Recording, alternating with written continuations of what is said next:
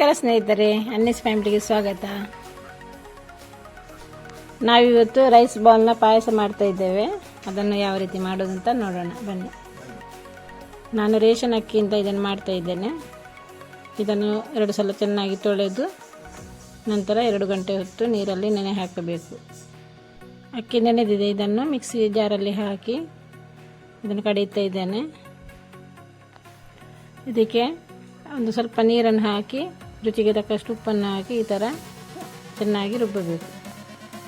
ನಂತರ ಗ್ಯಾಸ್ ಮೇಲೆ ಒಂದು ಪ್ಯಾನನ್ನು ಇಟ್ಟು ಅದಕ್ಕೆ ಸ್ವಲ್ಪ ತೆಂಗಿನೆಣ್ಣೆ ಹಾಕ್ತಾ ಇದ್ದೇನೆ.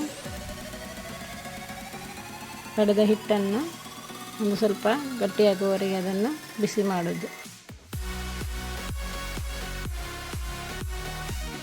ಇದನ್ನು ಗ್ಯಾಸ್ ಮೇಲೆ ಇಟ್ಟು ಚೆನ್ನಾಗಿ ಈ ಥರ ಅದಕ್ಕೆ ಬರಬೇಕು. ಇದರಿಂದ ಸಣ್ಣ ಸಣ್ಣ ಉಂಡೆಗಳಾಗಿ ಮಾಡೋದು. ಇದಕ್ಕೆ ಒಂದು ತೆಂಗಿನಕಾಯಿಯನ್ನು ತುರಿದು ರೆಡಿ ಮಾಡಿಡೋಣ. ಈ ತೆಂಗಿನಕಾಯಿ ತುರಿಯನ್ನು ಮಿಕ್ಸಿಯಲ್ಲಿ ಕಡೆದು ಇದರ ಹಾಲನ್ನು ತೆಗೆದಿಟ್ಟುಕೊಳ್ಳೋಣ. ಇದು 1ನೇ ಹಾಲು, ಮತ್ತೊಂದು 2ನೇ ಹಾಲು. 1ನೇ ಹಾಲು ಮತ್ತು 2ನೇ ಹಾಲು ಇದನ್ನು ಬೇರೆ ಬೇರೆಯಾಗಿ ತೆಗೆದಿಟ್ಟುಕೊಳ್ಳೋದು. ನಾನು ಈ ಥರ ಸಣ್ಣ ಸಣ್ಣ ಉಂಡೆಗಳನ್ನಾಗಿ ಮಾಡಿಟ್ಟುಕೊಳ್ಳುತ್ತಿದ್ದೇನೆ. ನಿಮಗೆ ಯಾವ ಸೈಜ್ ಬೇಕಾದರೆ ಇಡ್ಬೋದು. ಚಿಕ್ಕದಾಗಿ ಮಾಡಿದರೆ ಬೇಗನೆ ಬೇಯ್ತದೆ. 1 ಗ್ಲಾಸ್ ಅಕ್ಕಿಯಲ್ಲಿ ಇಷ್ಟು ಉಂಡೆಗಳಾಗಿವೆ. ಸ್ವಲ್ಪ ಏಲಕ್ಕಿಯನ್ನು ಜಜ್ಜಿ ರೆಡಿ ಮಾಡಿಕೊಳ್ತಾ ಇದ್ದೇನೆ. ನೆಕ್ಸ್ಟ್ ನಾನು ಒಂದು ಪಾತ್ರೆಯಲ್ಲಿ, ಪಾಯಸ ಮಾಡೋ ಪಾತ್ರೆಯಲ್ಲಿ ಸ್ವಲ್ಪ ತುಪ್ಪವನ್ನು ಹಾಕಿ ಮೊದಲಿಗೆ ಗೋಡಂಬಿಯನ್ನು ಫ್ರೈ ಮಾಡ್ತಾ ಇದ್ದೇನೆ. ಇದು ಮನೆಯಲ್ಲೇ ರೆಡಿ ಮಾಡಿಟ್ಟುಕೊಂಡ ಗೋಡಂಬಿ. ಇದು ಫ್ರೆಶ್ ಆಗಿದೆ. ಫ್ರೈ ಆಗಲು ಮಾತ್ರ ಸ್ವಲ್ಪ ಹೊತ್ತು ಬೇಕಾಗಿದೆ. ಇದಕ್ಕೆ ಫ್ರೈ ಆದ ಗೋಡಂಬಿಯನ್ನು ತೆಗೆದು ನಂತರ ಅದೇ ಪ್ಯಾನಿಗೆ 2ನೇ ಹಾಲನ್ನು ಇದನ್ನು ಹಾಕ್ತಾ ಇದ್ದೇನೆ.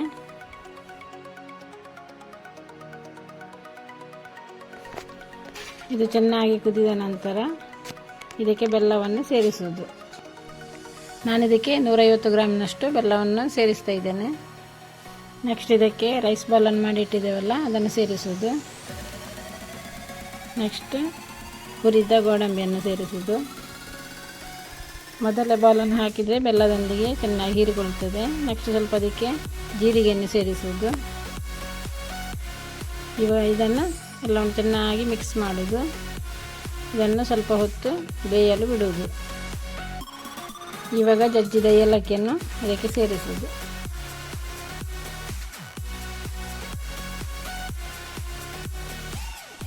ಇವಾಗ ಇದು ಬೆಂದಿದೆ.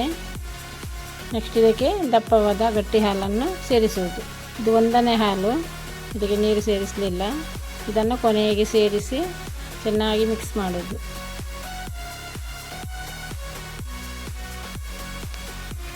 ಇದು ಚೆನ್ನಾಗಿ ಕುದೀತಾ ಇದೆ. ಇವಾಗ ರೈಸ್ ಬಾಲ್ನ ಪಾಯಸ ತಿನ್ನಲು ರೆಡಿ.